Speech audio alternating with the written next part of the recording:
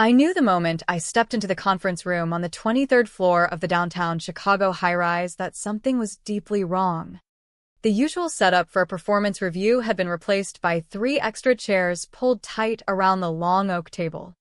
One for HR, one for legal counsel, and there sat Victor Lang, the new regional director, leaning back in his leather executive chair with that practiced LinkedIn smile plastered across his face, like he'd just closed the deal of his career, and I was the punchline. The air smelled faintly of stale coffee and printer toner. Sunlight slanted through the floor-to-ceiling windows overlooking Lake Michigan, but it felt cold, clinical. Victor dragged out my name as I sat down. Claire. Thompson. He let it hang there like a verdict already delivered. We truly appreciate your years here at Apex Risk Solutions. But after careful review of your collaboration patterns, there's been consistent friction. You've had difficulty aligning with the department's refreshed strategic priorities. Refreshed strategic priorities. That was corporate speak for I'm new. Your expertise makes me look small. And I'm removing the threat. I didn't flinch. My pulse stayed steady even as he slid the termination letter across the table. Pre-printed and signed. HR cleared her throat, murmuring something about immediate exit and severance in line with my contract. Legal stayed silent. Watching. Victor reached into his sleek folio and produced my NDA, holding it up like a shield. You'll remember you're still bound by this. Claire. Any post-exit disclosure would constitute a serious breach. That's when I leaned forward slowly, deliberately. I didn't grab the document. I simply tapped the page once with a single fingertip. Section 14B, I said quietly. Victor scoffed. We're all familiar with the terms, but the in-house attorney wasn't. I watched the color drain from his face as he flipped pages, lips moving silently while he read. Section 14B stated clearly, in the event of termination under disputed compliance conditions or while active risk flags documented by the employee remain unresolved, any liability, including legal or regulatory, falls to the terminating party. Furthermore, all NDA protections shall be considered void under the retaliation doctrine, and involved parties may face personal accountability in regulatory breaches. The room went still. Victor didn't fully grasp it yet, but the lawyer did. He closed the folder with exaggerated care, as if handling something explosive. HR opened her mouth, then closed it. Victor started to stammer, something defensive, but I stood before he could finish. I'll be out in 10 minutes. Please ensure my badge is deactivated only after I've left the premises. We wouldn't want to trigger any additional clauses. I slid the NDA back across the table and walked out without another word. No shouting. No tears, just the soft click of the door behind me. In the elevator, my hands trembled slightly. Not from fear, but from the release of 2 years of suppressed tension. I had documented everything meticulously because that was my training as senior risk and compliance officer. I never threw grenades. I prevented pins from being pulled. Victor had just yanked one hard. At home in my Lincoln Park apartment, I poured a small measure of bourbon, cheap stuff saved for nights like this, and opened the hallway closet. Inside sat a thin, reinforced black folder labeled simply in black marker, Active Flags, Confidential. It had remained untouched for nearly 2 years. Not because I'd forgotten, but because I'd prayed it would stay that way. 49 pages inside, time-stamped emails, annotated vendor contracts, risk assessment logs. One flagged an offshore procurement partner in Eastern Europe whose ownership structure failed basic due diligence, no verified beneficial owners. Repeated OFAC screening gaps. I'd escalated it 6 months earlier. Victor's reply, this isn't national security. Claire. We're facilitating supply chain compliance for commercial clients. Don't overcomplicate. Another involved a third-party vendor bidding on federal contractor work with incomplete tax ID verification and suspicious cash flow patterns. His one-liner. Chill, we're not auditing banks here. I'd printed that exchange on heavier stock for permanence. I had built the compliance framework from the ground up 4 years ago. The columns in my master table were precise. Date. Flag description. Recommended action. Response received. Inaction period. Potential consequence severity rated high, medium, low. Every entry showed ignored warnings tied directly to unresolved regulatory exposure under federal contractor standards. I wasn't vindictive. I was prepared. My role demanded treating every open issue as a live liability. Victor had dismissed them as paranoia while waiving the NDA like it granted immunity. Section 14(b) had just severed the tether. The NDA was no longer a muzzle. It was now my leverage. I ran my fingers along the pages, feeling the weight of every unanswered escalation. My revenge wasn't dramatic emails or public rants. It was organized, time-stamped accountability. Victor was about to discover what happens when a risk officer's warnings become the risk itself. By 9:15 the next morning, the quarterly compliance audit at Apex Risk Solutions had already derailed. The third-floor conference room, windowless, poorly ventilated, the kind of space where anxiety fermented, filled quickly with analysts and managers scrambling to reconstruct supplier risk documentation that had always flowed through my desk. The folder containing master audit trails had effectively vanished because I had been the living archive.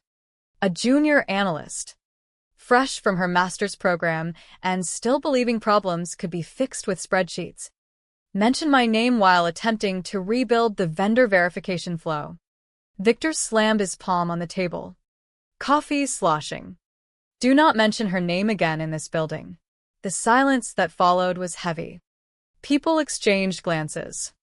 Why the sudden jumpiness? By 11:20, legal was pulled in after HR referenced the awkward NDA moment from the termination meeting. One counsel paused mid-scroll through emails and asked sharply, Section 14(b)? You're certain? The room shifted. Emergency calls began. Accidental reply-alls flew. Someone muttered, why wasn't this clause reviewed before we moved on the termination? HR's representative, the same woman from the meeting, excused herself twice to step outside for air. Face pale and damp. Panic accelerated. By noon, an internal memo summarizing my departmental misalignment termination, bearing Victor's signature, had been forwarded from a company account to a personal Gmail. By mid-afternoon, that same memo landed in the inbox of a federal compliance oversight contact I hadn't spoken with in 18 months. No whistleblower hotline call. No confession. Just a frightened HR staffer trying to protect herself, leaking the document trail voluntarily. Inside the office, junior staff began quietly deleting Slack threads and shared drive folders containing my old annotations. Victor called an all-hands meeting, claiming a minor restructuring of responsibilities, but his eyes betrayed raw fear. He circled wagons that already had arrows embedded. 5 miles north, I stood barefoot on my small balcony, trimming dead leaves from a snake plant while the city hummed below. I watered herbs in terracotta pots, refilled the bird feeder, and deliberately ignored my phone. Let them scramble. Let them guess. The moment Victor had brandished the NDA, they hadn't been protecting the firm. They confessed to burying active liabilities. The rot was surfacing fast, my name etched beneath every warning they'd dismissed. The first tangible sign arrived 2 days later in a plain manila envelope mailed to a Department of Labor regional P.O. box. No return address. No note. Just a USPS priority label paid in cash and a single USB drive taped to a 3-page type summary. The language was clinical, precise, patterns of unmitigated regulatory exposure. Thresholds exceeded without proper vendor disclosure. Termination interpreted as retaliatory given prior documented flags. At the bottom of each page, small handwritten initials, CT. No theatrics. No hot mic confession. Just facts, dates, and phrasing that mirrored established liability triggers in Section 14B. The clause hadn't prohibited disclosure in regulatory contexts. It mandated that when termination occurred amid unresolved issues I'd flagged, company confidentiality shields dissolved and discretion reverted to me. I hadn't broken the NDA. Victor had voided it the instant he signed my exit papers atop a mountain of ignored risks bearing my name. The USB held nothing sensational: structured export logs from legal retention protocols, internal audit drafts, time-stamped emails, preserved, never stolen. I hadn't needed to blow a whistle. The wind had already begun howling through the cracks they'd tried patching with slogans and arrogance. Somewhere in a federal building, a compliance officer likely adjusted glasses, leaned back, and whispered, "Well, hell." The report wasn't just thorough. It was familiar, crafted by someone who had once been the firewall now sliding across their desk. The boardroom on the executive floor gleamed with glass walls and minimalist steel accents meant to intimidate. But on that Thursday, it felt like a coffin lined with leather chairs. The general counsel stood at the head of the table, folder in hand, the same NDA Victor once flourished smugly. Now it seemed to weigh a ton. "This," he said flatly, "is the non-disclosure agreement Claire Thompson signed. Standard except for this." He opened it deliberately, flipping to the tabbed section. Section 14B. Approved by this board 4 years ago as part of her custom retention package tied to her senior risk role. Board members exchanged uneasy glances. CEO Robert Hale, silver-haired with sun-spotted hands, frowned like he'd caught a bad scent. The counsel continued. Section 14B stipulates that if termination occurs while active compliance issues she documented remain unresolved, the company assumes full liability for fallout, including regulatory breaches. Moreover, NDA protections become null and void. Subsection C further classifies any post-termination use of the NDA to intimidate as retaliatory conduct, admissible evidence of misconduct. Victor shifted uncomfortably. I didn't threaten her. I simply reminded her of standard obligations. Hale cut in quietly. You waved it in her face, Victor. In front of HR and legal. The counsel added. Her parting words about deactivating the badge after exit? That's documented preemptive positioning. She's no longer bound. The termination memo has already leaked. We can't tie it to her directly. But she's under no obligation to contain anything. Can we settle? Someone asked. Possibly, the lawyer replied, closing the folder. But this transcends money. Claire designed our risk framework.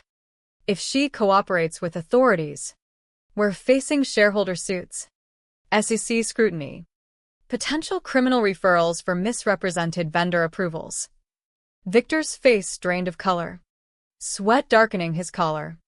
He'd aimed to be the bold restructure. Instead, he'd removed the linchpin from a system he never understood. The first public ripple appeared in an industry newsletter. Unnamed consultancy faces internal audit crisis amid leadership turnover. 3 days later, a sharper blog post amplified it. Compliance breakdown suspected at mid-size risk firm. Shakeup imminent. Anonymous Glassdoor reviews followed. 3-star rating titled, Hope you read the fine print. Warning about NDAs weaponized by executives who didn't grasp the frameworks they inherited. It gained traction in compliance LinkedIn circles. Claire didn't comment or engage. She was repotting rosemary when her phone rang, 202 area code. She answered after wiping soil from her hands. Miss Thompson. This is Alex Rivera with the Federal Office of Regulatory Oversight. Not a formal inquiry yet, but I'd like to request an off-record conversation. She chose a quiet cafe with wood paneling and no Wi-Fi. Arriving early with a black binder, Rivera waited in a booth, tie suggesting quiet authority. He skipped pleasantries. I've reviewed the summary. I need context. She slid the binder across. Inside, timelines, flagged vendor IDs, email chains, audit anomalies. Highlighted section 14B with her initials. No speeches. Rivera flipped pages, then looked up. You've held this long. She nodded. I was under contract. Now I'm not. Willing to consult. Willing to clarify. What you do with it is your decision. After he closed the binder, he said, They tried to muzzle you. Claire raised an eyebrow. They handed me a megaphone. She finished her coffee and left into the breeze. Packet of information now in official hands. Behind her, Rivera made a call. Legal reconvened in emergency session as numbers worsened. 48 contracts signed in the past fiscal year relied on vendor certifications I'd flagged months earlier. My digital notations remained visible in the pipeline, yet review statuses had been altered without approval, misrepresentation with massive exposure. A preliminary inquiry notice arrived. Then a second demanding background on flagged vendors. By the third, it was no longer a request. A formal investigation had opened into irregularities in risk disclosures for Q2, Q3 federal filings. Victor tried projecting calm, but everyone had heard Section 14B echo like a verdict. The clause hadn't merely voided the NDA, it granted immunity for retaliatory termination tied to open risks and full cooperation rights with regulators. Outsourced PR teams arrived. Documents were scrubbed of phrases like escalation ignored or non-compliant. Cleanup came a year too late. Across town in her sunlit apartment smelling of lemon balm and organized binders, Claire printed duplicate timelines, one for her records, one for counsel. No rage, just methodical precision. They had violated their own clause first.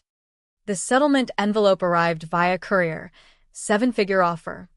Standard confidentiality language. No admission of wrongdoing. Mutual well wishes.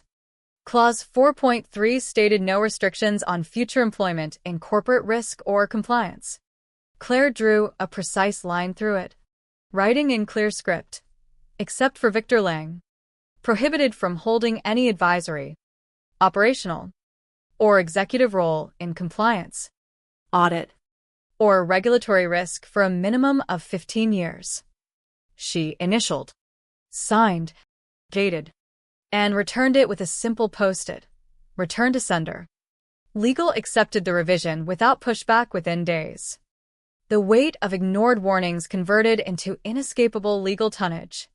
Within 3 months, Apex Risk Solutions filed dissolution paperwork, publicly citing unsustainable restructuring costs. Privately, they bled from every regulatory hole Claire had documented and every attempted cover-up the SEC unraveled. Victor's LinkedIn post announced stepping away for personal reasons to explore new leadership paths. No endorsements appeared, not even from former interns. Claire didn't screenshot or share. Some endings needed no audience. Some victories required no applause. Some men received precisely what their arrogance earned: quiet, permanent removal. Months later, she sat at a long conference table in a sterile government building in Washington, D.C. Marble floors and no-wall clocks conveying quiet authority. Across from 3 impeccably suited officials from the Federal Office of Oversight, Regulatory Integrity Division. The lead official thanked her. You weren't obligated to cooperate. Claire shrugged lightly. I was under contract once. Then I wasn't. One official tapped her timeline. This reads like a preventive playbook. We could have averted multiple incidents with documentation like this. I was only doing my job, she replied. They made it impossible. The official leaned forward. We don't want mere consulting. We want you shaping policy, building safeguards before cracks appear.